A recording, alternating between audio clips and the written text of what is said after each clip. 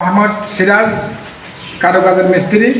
এই যে আমাদের একটি মিনারের মাথার একটি গম্বুজ, এটা আমরা এক্সট্রা বানাইছি।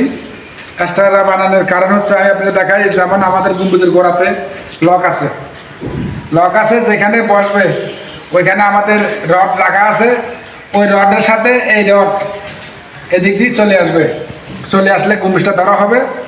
আর শাটারিংটা আমরা কৌশলে করবো, ভিতরে কক্সিট দিয়ে আমরা শাটারিং করবো এবং শাটারিং করবো যে আমাদের নিচে জালির নিচে 2 ইঞ্চি কাভারিং থাকবে, উপরে 2 ইঞ্চি, মোটামুটি এটা থিকনেস হবে 4 ইঞ্চি। আর এখানে যে একটা চুলের মুঠির মতো রড রাখা হয়েছে, এখানে এসএসের চান দ্বারা বসবে, ঠিক আছে। আর এটা হচ্ছে আমার গম্বুজের সকেট, ডালার ভিতরে যেটুকু যায় আর যে জায়গাটার দিকে এটা থাকবে আমাদের সকেট।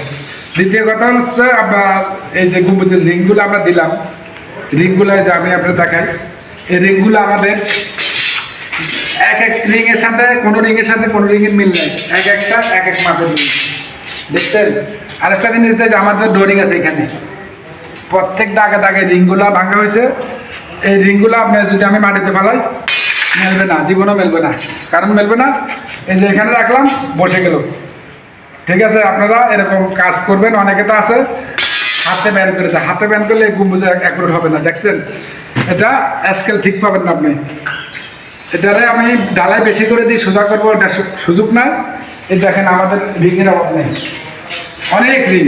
এটা আরেকটা গম্বুজ, এটা বান্ধা শেষ, আরেকটা বান্ধব, আর দুইটা মিনারা। এটা যদি আমি দেখাই, এটা অনেক শক্ত, হেভি, মজবুত। এটা ভূমিকম্প হলে কিছু হবে না। কেন? আমাদের এটা ধরা আছে, অত্যন্ত ধরা। আমাদের এটা ডাইরেক্ট লোহার সাথে ধরা হবে। অন্তত 16 পিস রড আছে এটাকে ধরার জন্য, যেখানে বসবে ওইখানে 16 পিস রড দেওয়া আছে। 16 পিস রডে ধরবে এবং কি এটা ভিতরে খালি থাকবে। আমি দেখাই, এটার ভিতরে যখন আমরা কক্সিট দিয়ে শাটারিং করবো, ভিতরে পুরোটা খালি, ওরকম কোনো লোডিং নেই, লোড কম। এরকম কাজ আপনারা করার চেষ্টা করবেন। দ্বিতীয় কথা হচ্ছে, আমরা তো মনে করেন ভ্যারাইটিস কাজ করি, ভ্যারাইটিস কাজ করাতে আমাদের কাজগুলো ইনশাল্লাহ থাকে।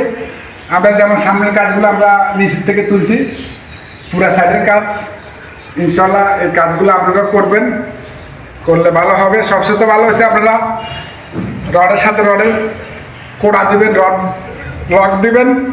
কেউ ওয়ার্লিংয়ের আশা বসে থাকবেন না, ওয়ার্লিং দিবেন না। ওয়ার্লিং দিলে আপনার ভূমিকম্প হলে রডটা ফাটে যাওয়ার সম্ভাবনা আছে।